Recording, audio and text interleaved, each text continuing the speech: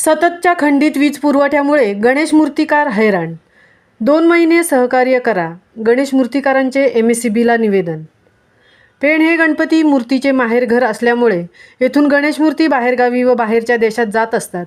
परंतु दर मंगळवारी व रोज सतत वीज पुरवठा अनेक तास खंडित होत आहे. त्यामुळे सर्व श्री गणेश मूर्ती कारखानदारांचे कामकाज बंद राहून खूप मोठे नुकसान होत आहे. यासाठी श्री गणेश मूर्तिकार आणि व्यावसायिक कल्याणकारी मंडळातर्फे पेण MSEBला निवेदन देण्यात आले आहे. पेण शहरात मोठमोठे गणपती कारखानदार व्यावसायिक आहेत. सदरच्या व्यवसायावरच कारखानदारांचा आणि कारखान्यात काम करणाऱ्या कामगारांचा उदरनिर्वाह अवलंबून आहे. यंदा गणेशोत्सवाची तारीख 7 सप्टेंबर आहे.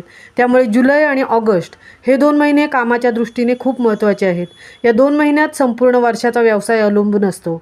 परंतु सततच्या खंडित वीज पुरवठ्यामुळे गणेश मूर्तिकार हैराण झाले असून सर्व गणेश मूर्तिकार कारखानदारांनी MSEBमधील धनंजय पाटील आणि सिद्धार्थ खोब्रागडे यांना निवेदन दिले आहे. महामुंबईसह दीपक लोके, पेण.